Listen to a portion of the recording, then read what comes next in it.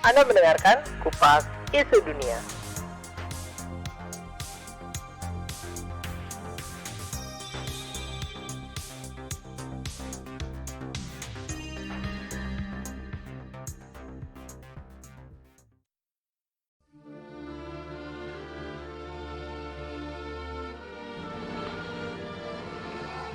Israel mungkin jadi negara kontroversial bagi Indonesia.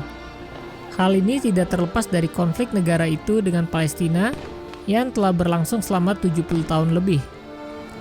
Bagi masyarakat Indonesia, Israel dianggap sebagai penjajah yang merebut tanah orang Palestina. Sebagai catatan, Israel merupakan negara yang didirikan oleh imigran Yahudi pada tahun 1900 sampai 1948.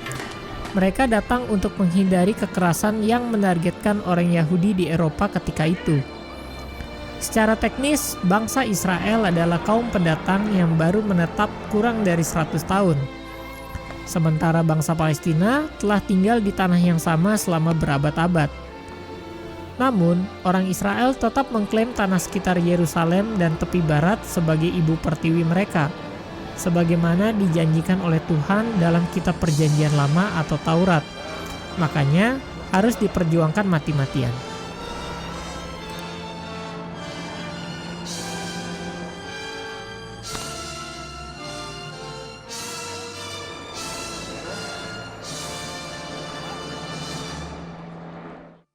Tapi tahukah kalian, sebelum Perang Dunia Kedua dan pendirian negara Israel, sejumlah kelompok Yahudi sempat berencana untuk mendirikan negara Yahudi di Australia.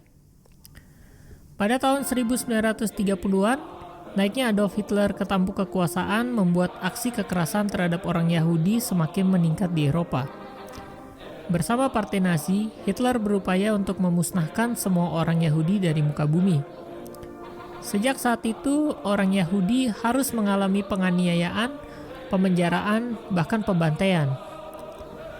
Di tengah situasi yang tidak menentu, organisasi Zionis sedunia memutuskan untuk mempercepat imigrasi Yahudi ke Palestina dan mendirikan negara di sana. Namun, tidak semua kelompok Yahudi menyetujui rencana pendirian negara Yahudi di Palestina. Salah satunya adalah Organisasi Teritorial Yahudi atau ITO. Mereka beralasan pendirian negara Yahudi di Palestina hanya akan menimbulkan konflik dengan warga Arab yang telah tinggal di sana selama berabad-abad. Mereka pun berinisiatif untuk mencari tanah alternatif yang dapat dijadikan tempat berdirinya negara Yahudi di masa depan. Mulai dari Afrika, Amerika Selatan, hingga Jepang, semua mereka telusuri.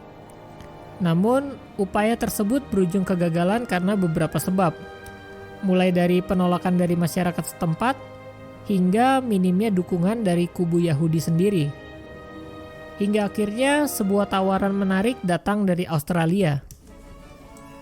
Pada tahun 1938, sebuah artikel yang ditulis oleh Sir James Barrett, wakil rektor Universitas Melbourne, menarik perhatian organisasi itu. Dilansir dari ABC, dalam artikel tersebut, Barrett mempromosikan pembukaan wilayah Australia Utara secara besar-besaran. Mendengar gerakan pendirian negara Yahudi, Barrett segera mengirimkan artikelnya kepada Dr. Isaac Steinberg, salah satu anggota ITO di London. Hal ini disambut dengan sukacita. Steinberg segera mengirimkan surat balasan yang menyatakan ketertarikan mereka terhadap pembukaan wilayah di Australia Utara.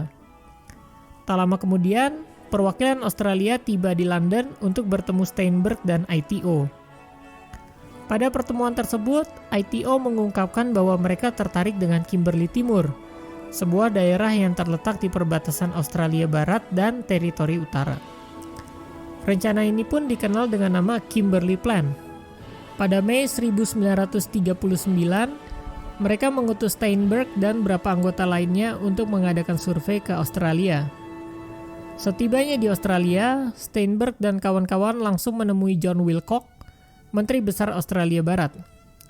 Wilcock merupakan salah satu tokoh yang prihatin terhadap nasib orang Yahudi yang mengalami penindasan massal di Eropa. Makanya, ia langsung menyetujui Kimberley Plan ketika diajukan oleh ITO. Saat itu, Kimberley Timur merupakan wilayah yang dikelola oleh perusahaan Conner, Doherty, and Durack Limited. Pihak perusahaan mengatakan bersedia menjual tanah di sana dengan harga yang pantas kepada ITO. Selama 4 minggu, tim Steinberg melakukan penjelajahan ke setiap sudut Kimberley. Setelah melakukan survei, mereka menilai wilayah tersebut melebihi ekspektasi mereka. Namun, sebelum mengajukannya kepada pemerintah federal Australia, mereka mencoba mengamati pendapat publik Australia terhadap rencana tersebut. Nah, yang secara mengejutkan, mayoritas penduduk Australia mendukung penuh rencana tersebut. Australia memang tidak memiliki sentimen anti-Yahudi seperti di Eropa. Rencana pendirian negara Yahudi di Kimberley Timur pun tidak menjadi masalah bagi mereka. Bahkan, masyarakat Australia ikut bersimpati terhadap penderitaan orang Yahudi. Dukungan juga mengalir dari pemuka agama hingga pejabat tinggi Australia. Dalam esai Land, Milk and Honey, A Jewish Settlement Proposal in Kimberley, Brian Wimborne mengatakan para pemimpin katedral St. Andrew di Sydney sepakat untuk melakukan apa saja yang diperlukan demi kesuksesan pendirian pemukiman Yahudi. Namun, tidak semua senang dengan rencana itu.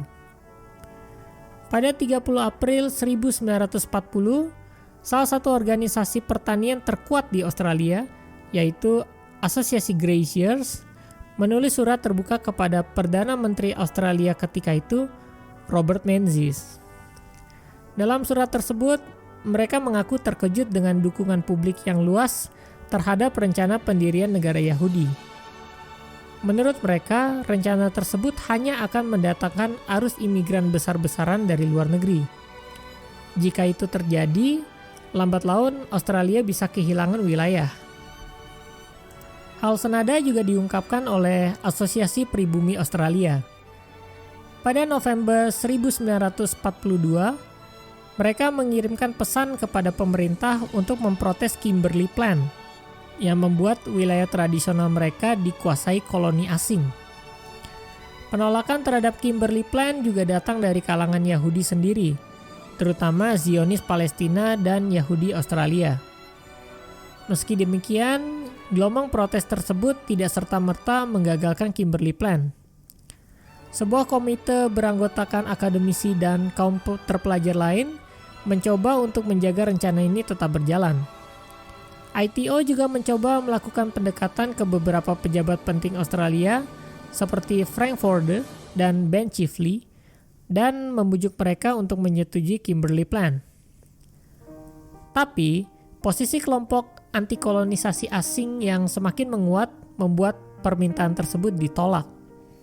Steinberg, yang sangat berambisi mendirikan negara Yahudi di Australia, akhirnya harus menerima kenyataan bahwa mimpinya sudah gagal.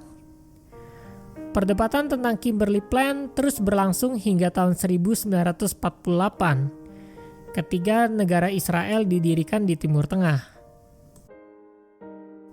Tunggu terus episode Kupas Isu Dunia selanjutnya.